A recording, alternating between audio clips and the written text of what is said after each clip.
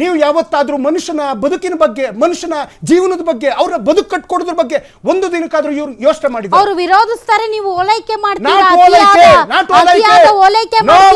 Madam ಒಂದ್ ನಿಮಿಷ. ಬೊಮ್ಮಾಯಿಯವರ budget ಅಲ್ಲಿ 2700 ಕೋಟಿ ರೂಪಾಯಿ ಅಲ್ಪಸಂಖ್ಯಾತರು ಮುಸ್ಲಿಮರಿಗೆ ಇವ್ರು ಕೊಟ್ಟಿದ್ದಾರೆ. ನಾವು ಕೊಟ್ಟಾಗ ಇವ್ರ ಕಣ್ಣಿಗೆ ಕಾಣೋದಷ್ಟೇನೆ. ಇವರು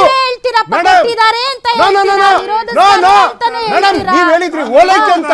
ಇದು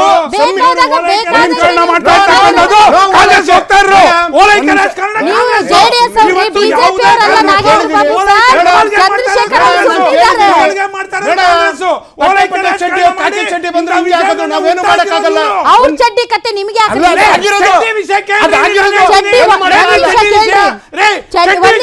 Nagendra Babu sir,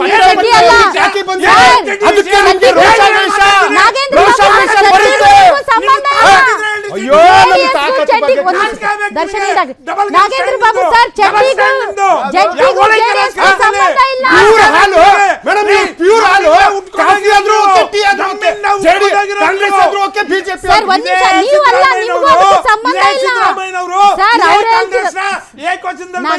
sir Nagendra Babu sir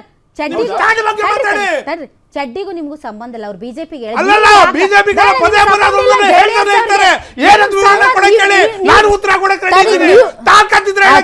ನೀವು ಕಾಕಿ ಪ್ಯಾಂಟ್ ಹಾಕೊಂಡು ನೀವು ಮತ್ ಸುಮ್ನೆ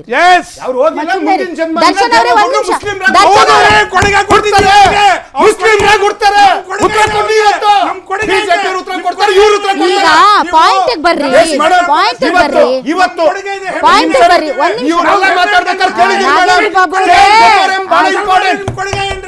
ಸರಿ ಸರಿ ಸರಿ ಸರಿ ಆಯ್ತು ಆಯ್ತಾಯ್ತು ಮಾತಾಡಿರೋ ಒಂದು ನಿಮಿಷ. ದರ್ಶನ್ ಅವರೇ ಒಂದು ನಿಮಿಷ ನೋಡ್ರಿ,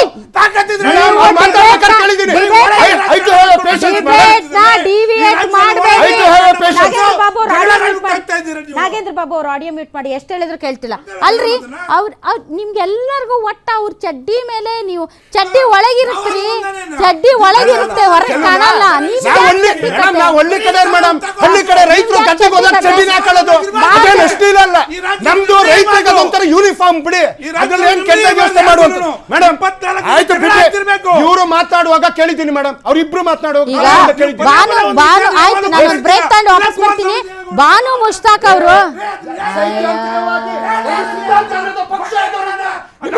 ಇವತ್ತೇ ನಾ ಮಾತಾಡ್ಲೇ ಸರ್ ಕೇಳಿಸ್ತಿಲ್ಲ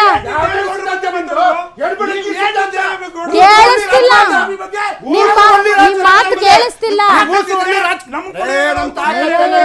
ಇವತ್ತೇನ್ ಚೀರ್ಬೇಕು ಅಂತ ಬಂದಿದ್ರು ನಾಗೇಂದ್ರ ಬಾಬು ಅವರೇ? ಮತ್ತೆ ಆಯ್ತು ಒಂದ್ ಸ್ವಲ್ಪ ಸುಮ್ಮನೆ ನಿಮ್ಮ ವಾಯ್ಸ್ಗೆ ನನ್ನ ವಾಯ್ಸ್ ರೇಸ್ ಮಾಡಕ್ಕಾಗತ್ತೆ, ಯಾಕಂತ ಚೀರ್ತಿದ್ದೀರಿ?